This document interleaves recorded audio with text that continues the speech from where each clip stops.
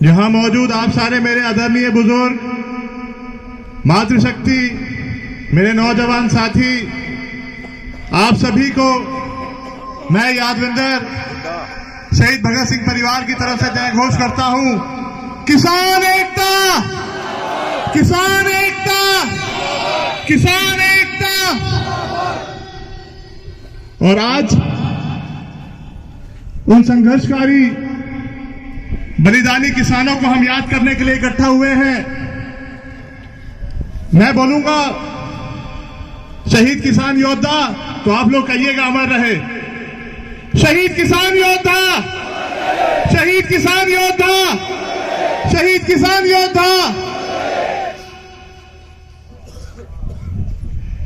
यहां मौजूद सारी आदरणीय खाप पंचायत की सरदारी, आप सभी का ये हौसला, ये जज्बा, जो ये संघर्ष चल रहा है, मैं तो ये कहना चाहूंगा ये सिर्फ किसानी को बचाने के लिए नहीं है, क्योंकि हमारे हिंदुस्तान में दो तरह का हिंदुस्तान है।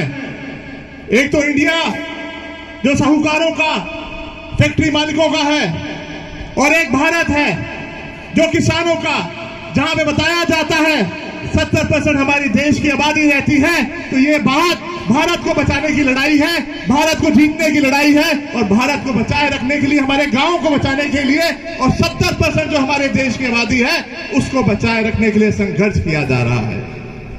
आज से तकरीबन 113 साल पहले एक साम्राज्य कहा करता था, हमारे राज्य में सूरज नहीं डूबता।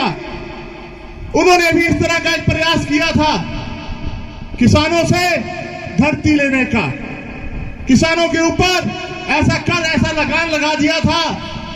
आप मेरे सर पे ये पगड़ी देख रहे हैं, यह हमारे सब बुजुर्गों ने पगड़ी बांधी हुई है। और हिंदुस्तान की हम किसी भी परंपरा या समाज से आते हैं, पगड़ी को अपना ताज समझते हैं, पर अंग्रेजों ने ऐसा लगान लगा दिया था कि किसान उस वक्त मजबूर हो गया था इस ताज को उनके पैरों तले रौंदे जाते हुए देखने के लिए। किसानों को कह दिया गया था कि वो कोई पेड़ नहीं काट सकता अपने खेतों के अंदर, और यहां तक ये भी कह दिया था, ऐसा कानून बना दिया था कि किसी किसान का अगर बड़ा बेटा मर जाता है या उसकी मृत्यु हो जाती है तो अंग्रेजी हुकूमत उसकी जमीन को अधिग्रहण कर लेगी, वो आगे अपने परिवार वालों को नहीं दे सकता। उस वक्त एक व्यक्ति उठा था, उसने संघर्ष किया था, सरदार अजीत सिंह, भगत सिंह जी के चाचा जी, मेरे परदादा। उन्होंने एक नारा दिया था, पगड़ी संभाल बेटा, पगड़ी संभाल, तेरा लुट गया माल, खड़ा हो जा, अपने ताज को संभाल। मैं कहता हूं वो ऐसा आंदोलन खड़ा हुआ खासतौर की उत्तर भारत में, जो साम्राज्य कहता था हमारे राज्य में सूरज नहीं डूबता। मैं कहता हूं उन्होंने इस धरती पुत्रों को छेड़कर ऐसा कर्म कर दिया था कि उनको हिंदुस्तान ने क्या सूरज का डबोया, हिंदुस्तान से भी बाहर भगा के दे दिया था। तो मैं कहना चाहूंगा वो तो गोरे थे जो कहते थे हमने दुनिया जीती हुई है, यहां तो अपने ही लोग हैं, काले अंग्रेज हैं।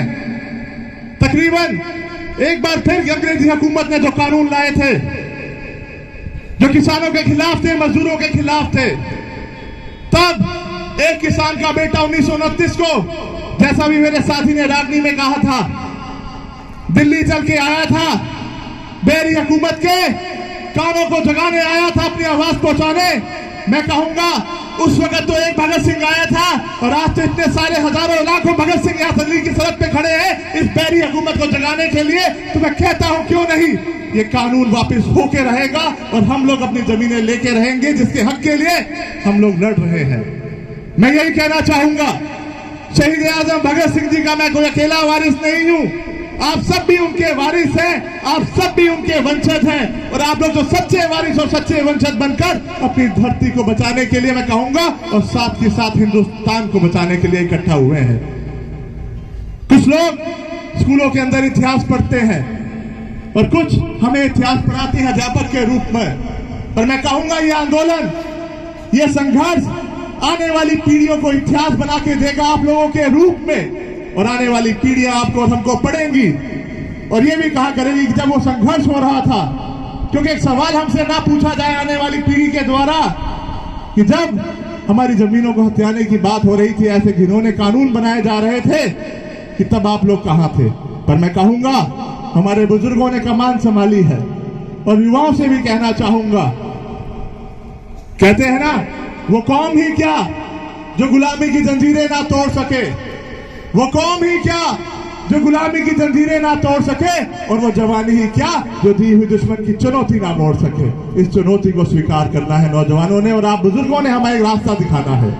उस वक्त के हमारे पूर्वजों ने संघर्ष किया था, आज आपके और मेरे पास विरासत के रूप में हमारी पूंजी, हमारी जमीनें हैं। उसी संघर्ष को, उसी इतिहास को दोहराने की बात है। हम लोग उनके वंशज हैं, उन वीरों के वंशज हैं। तो मैं यही कहना चाहूंगा, भगत सिंह परिवार की 5-5, 6-6 पीढ़ियां नाइंसाफी के खिलाफ लड़ती रही है, उसी तरह मैं भी आपके साथ खड़ा हूं, कंधे से कंधा मिलाकर अपनी आखिरी सांस तक, जब तक ये कानून वापस नहीं हो जाते और हम लोग जीत नहीं जाते। यादविंदर सिंह भगत सिंह परिवार के रूप में हमेशा हमेशा आपके बीच में रहेगा। इसी संघर्ष को मैं माओं को भी धन्यवाद करना चाहूंगा। आप सब में मुझे पंजाब माता दिखाई दे रही है, यानी भगत सिंह जी की माता जी विद्यावती दिखाई दे रही है। आप लोगों का आशीर्वाद बहुत जरूरी है, आप लोगों का त्याग बहुत बड़ा है। मैं कहूंगा पूरी दुनिया आज हिंदुस्तान को देख रही है, और साथ के साथ संयम जरूर रखिएगा, क्योंकि 116 दिन की भूख हड़ताल भगत सिंह जी ने जेल में दी थी। और यहां से मैं इस मंच से कहता हूं, इस हुकूमत को, आप लोग सरफरोश बन के निकले हुए, कहते हैं ना, बसंती रंग त्याग का रंग बांध के निकले हुए हैं। सरफरोशी की तमन्ना अब हमारे दिल में है, सरफरोशी की तमन्ना अब हमारे दिल में है, देखना है जोर कितना बाजुए कातिल में है। बाजुए कातिल का जोर देखना है दिल्ली का। और साथ के साथ मैं बहुत बहुत अपने आप को सौभाग्यशाली मान रहा हूं कि मुझे यहां बादली में भी आने का मौका मिला। क्रांतिकारियों की धरती है ये, हमेशा यहां से संघर्ष किया गया है नाइंसाफी के खिलाफ लड़ने का। तैमूर लंग जो कहा करता था कि मैं दुनिया जीतता हूं, दुनिया को नहीं हरा सकता, मुझे कोई नहीं हरा सकता, इसी धरती के एक वीर गुलिया जी ने, हर वीर गुलिया जी ने उसको भाला मारा, यानी दिखा दिया कि हम लोग झुकने वाले नहीं हैं। हमें सर कटाना मंजूर है पर झुकना मंजूर नहीं है। उनका आशीर्वाद प्राप्त करने के उनकी वीर भूमि से मौका मिला।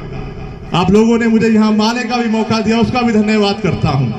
एक बात जरूर कहूंगा, अगर इस धर्म युद्ध की लड़ाई में, अगर आज इस धर्म युद्ध की लड़ाई में रथ पे सवार होकर पंजाब अर्जुन के रूप में निकला है, महाभारत का युद्ध हुआ था, धर्म युद्ध हुआ था।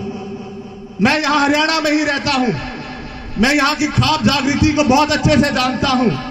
अन्याय के खिलाफ हरियाणा की खापों ने हमेशा संघर्ष किया है और न्याय की बात करी है। उसको जानते हुए, उस जागृति को समझते हुए, उसको महसूस करते हुए मैं यही कहना चाहूंगा, अगर महाभारत के युद्ध में अर्जुन था और अगर वो अर्जुन पंजाब बन के निकला है, मैं आपके यहां से जागृति को देख के कहता हूं कि हरियाणा श्री कृष्ण बन के उस रथ का सारथी है और विजय तक पहुंचा के रहेगा और हमारे देश के किसानों को इंसाफ दिलाकर रहेगा। जिंदाबाद, जिंदाबाद। और मैं आपको बहुत बहुत शुक्रिया करता हूं, आपने मुझे मौका दिया, हर समय आपके साथ रहूंगा। किसान एकता जिंदाबाद, जिंदाबाद। बहुत